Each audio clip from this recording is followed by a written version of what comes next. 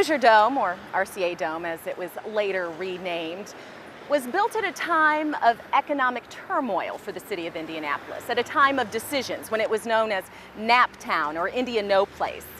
The Hoosier Dome became known as a symbol of what Indianapolis could become and what it did become. Thanks for joining us.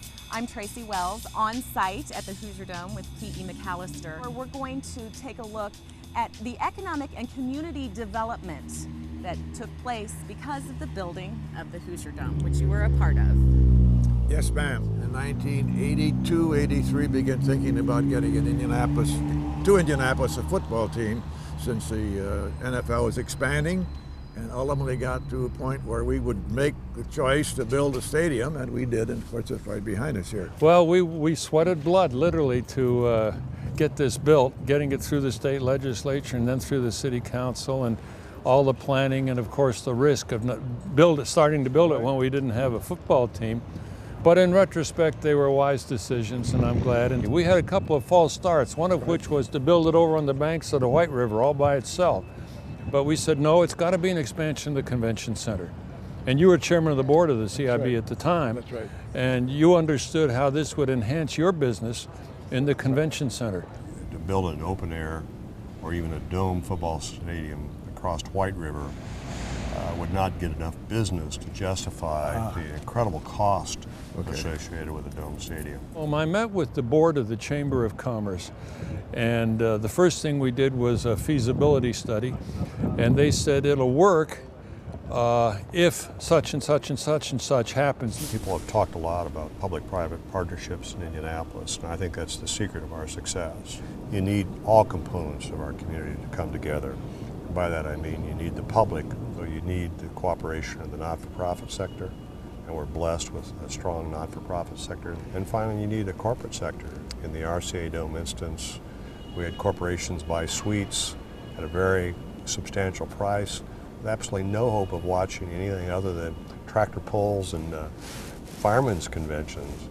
But they stepped forward and did it, and helped us build this building, and that's been true the corporate sector and so many other projects. But to build it was what, $65–70 million edifice? Closer to 80. Oh, closer to 80, okay. With no team is what I'm getting at. Well, there was a little bit of risk there. So basically you believed if you build it, they Yes. will come.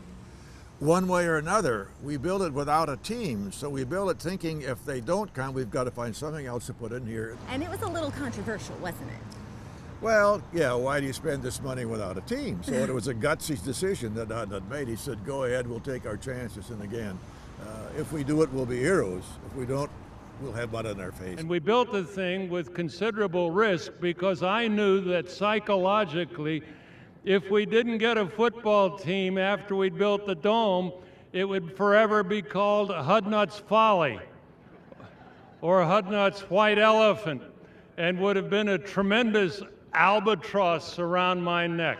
Then you went through a series of protracted negotiations with a guy named Chernoff. Was it Mike Chernoff? That's correct. Mike was Bob Irsay's personal attorney as well as the team attorney.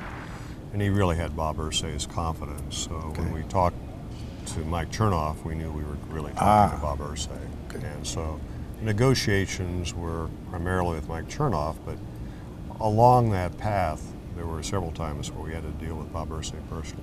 And when I woke up one day and saw that the governor had put a bill through the legislature, which I think is against anything in the United States that people here have freedom. So that means now that anybody that has a plant in Maryland and the state or the city wants it, that the state and city could say, hey, that's mine. And I told you people in the press, it's not your ball team. It's not our ball team.